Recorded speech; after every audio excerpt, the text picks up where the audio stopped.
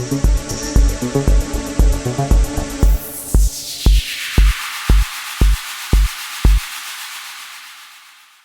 morning, everybody.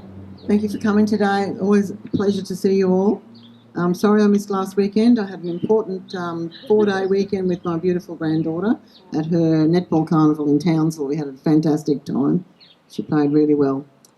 So just today, we've got so many concerns in our community at the moment, local, Australian and around the world. We're all very worried about situations that are arising. They're just coming one after another. So, as you know, we only have a short time here every Saturday morning, and we can't cover everything, but we try to cover a lot. So, today I'd just like to talk about this fuel crisis that's supposed to be happening in Australia. So, is there a fuel crisis or isn't there a fuel crisis? You know, I haven't had any issues with getting fuel myself. Is it coming? I don't know about that now because my husband saw on the TV this morning where the Strait of Hormuz has been opened, and our fuel costs will be going down. It's marvellous how they can go down as soon as the strait is opened, but they go up, on fuel that's already in the underground tanks of the local service stations the moment a problem is announced.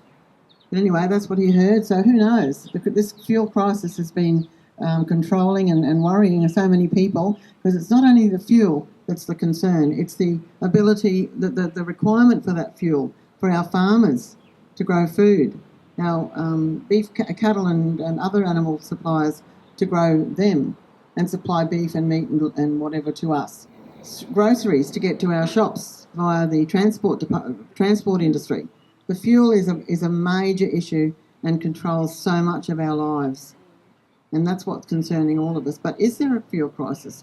We've had reports where there's fuel ships anchored offshore in Australia because they don't want them unloaded. Why? Why doesn't the government want them unloaded? They also have, I just heard Albanese on the news in the last couple of days talking about how he's secured 100 million litres of fuel for us with Brunei and Singapore over there. And according to Joel Jamal on Turning Point Australia, that is 1 day supply. 1 day supply. So he talks up big in the millions. They always talk in the millions and billions, But the actual fact is that it will only supply 1 day of fuel across our country. Maybe not even across our country. Some of these mines just in our hinterland here use that sort of amounts of fuel on a daily basis.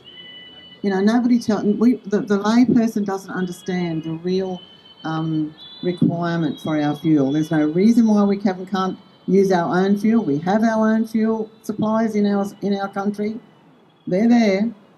They're not renewable. Diesel is not a renewable supply. Diesel comes from the plasma, I believe, in the earth's beneath the earth. So it's not even a fossil fuel. Oil is not a fossil fuel. Coal might be, and other minerals and stuff, but fuel, the oil is not. And there is ample oil and gas reserves in our country, and we are not getting the value of them. In fact, we're getting no value for them because the country's giving them away. The government is giving them away for very little. So wake up, Australia. Start asking questions, especially about this fuel crisis that is or isn't not currently affecting all of us. Questions should be asked about the Geelong the Geelong oil refinery that accidentally got explosions and set alight just this week.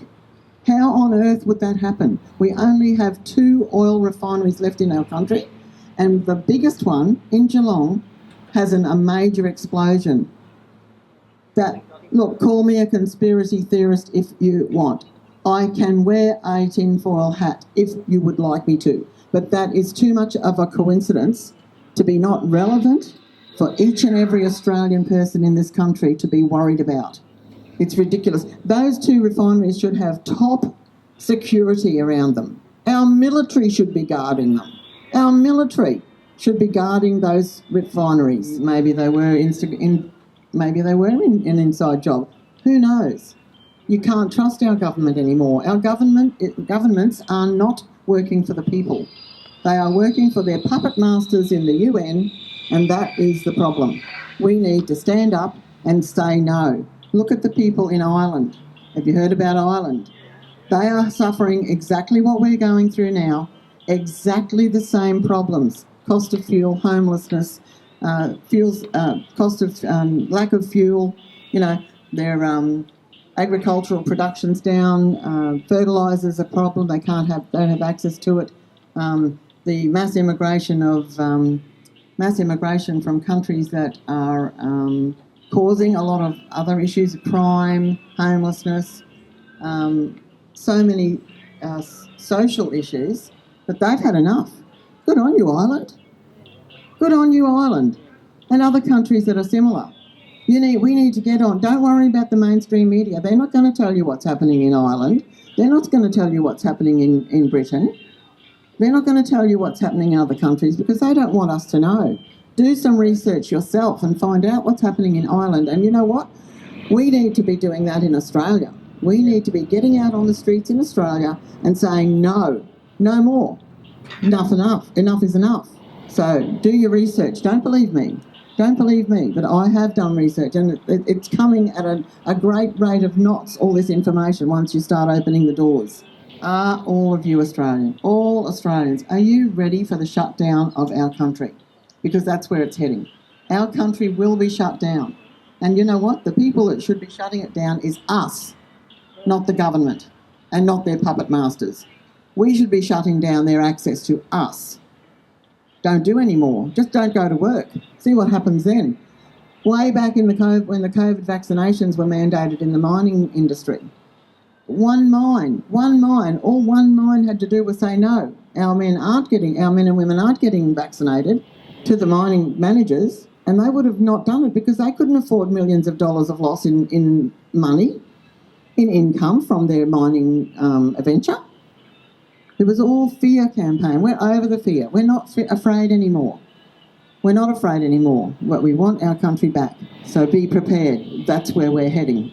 Do your research. Right, so another issue that has been brought to our attention this week is very, very concerning. The Mackay Regional Council are putting on a 5-month display of Disney, the exhibition A Century of Magic, it's called. Disney, the exhibition, A Century of Magic. It's going to start on the 24th of December and run for 5 months. This event, we sent them an email. We sent the Mackay Regional Council an email to the CEO, the Mayor and every councillor. We sent this email. The first one was questioning did they have to tender for it? Did they have to put in a tender to receive this program into a Mackay Regional Council, to the MEC? No, they didn't have to put in a tender. They actually got it through a procurement approval and the council's procurement standard, and they followed the council's procurement standard and budget approval to have the show. And shows like these are a specialised nature and are delivered through the rights holders and promoters. So they heard about the show and decided Mackay needs that show for 5 months, all about Disney. And we all know about Disney, don't we? And if people that don't know about Disney need to do their research as well. So we asked for costings.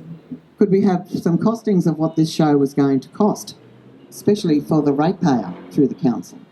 So no costings are available. All financial results will be released as required as part of council's standard financial reporting. So after the fact, and they're basing a lot of the income from this show on people's attendance. And we'll get to that in a moment. So the final net cost to council depends on a range of variables, including, amongst others, the actual attendance. Council are anticipating large attendances. In a time of high cost of living, a fuel crisis, if it's still there, many other social issues, the tickets cost, wait for it, $53 for an adult and $51 for children between the age of 3 and 12 years. So are you serious, Mackay Regional Council?